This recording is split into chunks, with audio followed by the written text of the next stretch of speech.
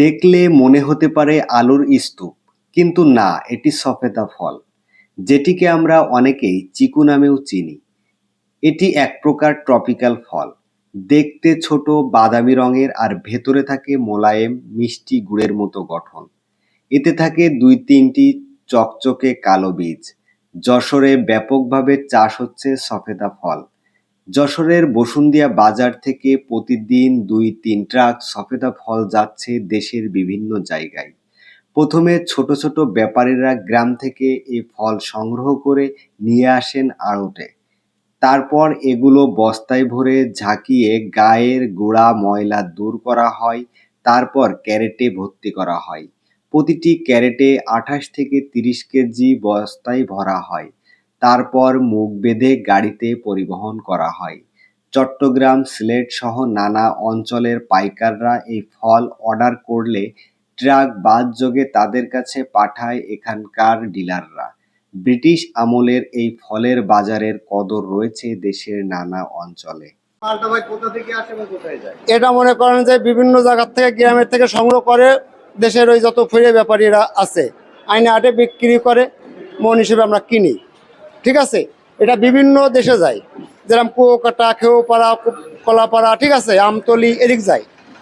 আবার ঢাকা যায়, সিলেট যায়, চট্টগ্রাম যায়, ও পাশে আপনার ব্রাহ্মণবাড়িয়া যায়, ঠিক আছে, কারণ বাজার, তারপরে আপনার ওই যে শ্যামবাজার, যাত্রাবাড়ি, তারপরে আপনার ওই যে ওই সুইট গেট, আবদুল্লাপুর, বিভিন্ন দেশে যায় আর কি।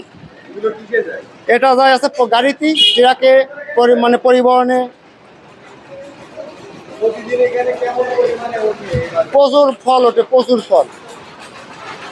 গড় ৮বার থেকে শুরু করে এ তো ৮বার, আপনার গড় ৮বারেও মাল সবসময় এরকম বড় থাকে। আমার মানে ১০০ মনের উপরে ওঠে সবেদা। এখানে বিভিন্ন জায়গার থেকে ব্যবসায়ীদের লোকরা আসে, বিভিন্ন জায়গাতে জার্নিং করে, কিন্তু এখানে রেস্ট নেওয়ার কোনো জায়গা নেই। এখানে একটা খুব দ্রুত একটা পার্কিংয়ের জন্য একটা হোটেল প্রয়োজন আছে লোকের, যেটা থাকবে নিরাপত্তাভাবে। আর একটু টয়লেটের দরকার আছে, পায়খানা ধরেন এসবের তো দরকার আছে। হাট বাজার থাকতে গেলে বিভিন্ন লোকজন আসে, যেখানে সেখানে পায়খানা করে চলে যায়। এটা বসুন্ধরা বাজারে কোনো নেই, মানে কোনো দল নেই, কোনো খাজনা বাজনা কিছু নেই, নিশ্চয় মাধ্যমে চলে আর কি। মানে এটা সরকারের অনুদানও না, এটা পাবলিকের অধীনও নেই। খুব গ্যামদাম হয়ে, মারামারি হয়ে, তাই আর জনগণ নিয়ে নিয়েছে, মানে যারা খাজনা আদায় করতো আর কি। খুব গ্যামদাম সৃষ্টি হয়েছে বাজারে, তারপরে এখন উন্মুক্ত। বিভিন্ন এলাকা থেকে আসে, যেরকম বসুন্ধরা আছে, জয়রামপুর, বাগডাঙ্গা, আপনার ওই দলগা ১০ কবির বিটে, তালবাড়ি, বিভিন্ন জায়গা থেকে আসে বসুন্ধরা উৎপাদন হয়।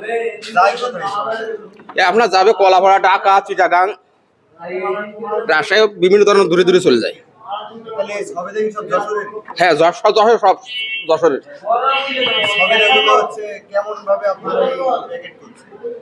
আপনার ট্রেনে করে আবার কুড়ো ভাঙতে ফিরে আবার মিলাই দিয়ে শুকোয়ে ফিরে আবার আপনার ট্রেনে করে সিলাই দিয়ে তারপরে লোড করে দিতে রাখে।